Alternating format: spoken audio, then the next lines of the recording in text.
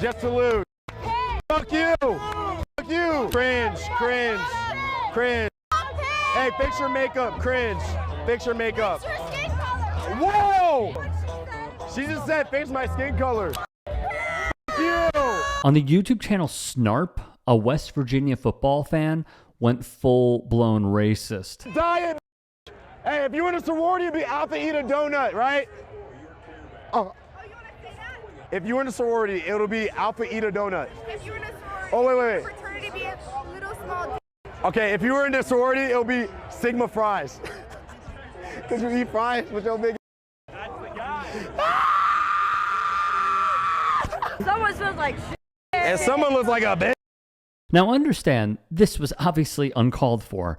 The channel is built on trolling sports fans around the country and even outside of. There have been tons of reactions to this video, which is not the least bit surprising because of its contents. The student has been named after she went public, giving an explanation. Here's what she wrote on Instagram. I am going public so that this message reaches all audiences. I wanted to start by holding myself accountable for the comment I made in Snarp's YouTube video. I realize how incredibly hurtful, offensive, and unacceptable those words were, and it's one of the most arrogant comments I have ever made. Regardless of my intentions, it carried racist undertones, and I take full accountability for saying them. Words matter, and mine caused harm, so for that, I am truly sorry. I do want to make it clear, though, that there was never any racist intent behind what I said. I totally see how my comment may be interpreted, and the backlash I'm receiving for it is completely reasonable. With that being said, I hold absolutely nothing against any person of color. The comment I made was a joke, just as much as fix your makeup was. But I realize commenting on something a person cannot change is far too extreme, and it is nothing to joke about. The clip of me in that video may not reflect that, but anyone who truly knows me understands that I am not a racist person, and I do not stand for racism at all. Still, impact matters more than intent, and I regret the pain I caused. At the same time, I need to address what has followed. My family has been receiving hate and even threats, which is not okay whatsoever. They had absolutely nothing to do with this situation and do not deserve to be targeted. I ask that people direct their criticism and accountability toward me, not them. With that, I will continue to reflect, learn, and grow from this. I also want to clarify that I know these words cannot be taken back, and I am in no way looking for forgiveness. I just thought the situation needed to be addressed rather than brushed off as a casual incident. I just ask that my family and friends stay left alone, as they shouldn't be paying the consequences for my actions. Okay, she goes on and on. Here's the thing. Now, the statement started out okay. I instantly began, Senator, thinking, why did she write it? Because her family was getting attacked to end the harm? Probably. But the statement looked like either she thoughtfully wrote it in the beginning or had someone who's more attuned to these things step in and say, write this. But then it appears she inserted stupid stuff like, I didn't have any racist intent. Okay. She inserted it in a couple of places, and that's where you've lost me. I'm not saying not to forgive her. You would probably advise move on. I need people like her to understand, though. One of my mentors on the Cleveland City Council, her name is you know her, Sharon. She's in the ancestral plane. Councilwoman Fannie M. Lewis. Yes. Say it doesn't matter whether or not you meant to kill me by accident or on purpose. Dead is dead. That's a mother win.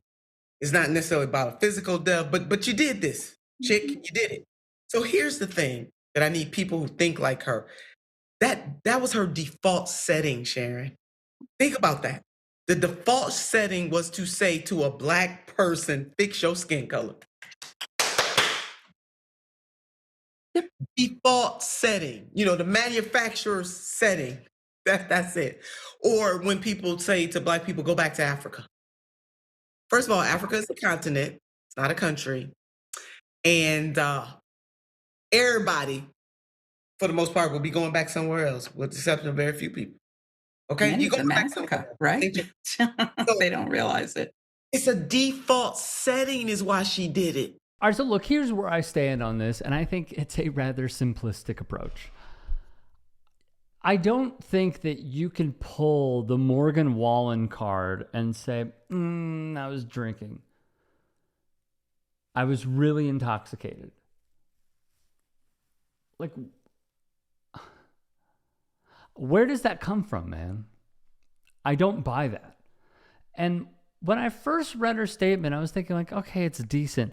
But then once you unpack it, it really just falls short. Like there's a false equivalence of, I hold absolutely nothing against any person of color. The comment I made was a joke just as much as fix your makeup was. No. No, that was not it at all. How can you equate one with the other? One is rooted in a white supremacist mindset, and the other is something that you get from like L'Oreal. Is that a store? That's a brand. God, what? Sephora.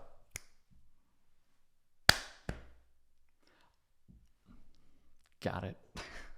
Landed the plane. We had some turbulence there. So look, how I feel about this, again, is super simple, okay? Some people were saying that she got kicked out of her sorority. That's up to the sorority, all right? Should she be expelled from school? No. I think there's a few different punishments here. If she got, kicked out of her sorority, it's pretty bad. If she is getting all this backlash, which I have no doubt she is, very bad. My whole thing with like this period of like, okay, there was a major screw up, right? A racist screw up. What do you do in this time frame? There is this middle period where there has to be not only self-reflection, personally, all right, as someone who has really gone through a lot to try and help themselves, therapy is a plus, no matter your age. I think I was in therapy when I was like 15.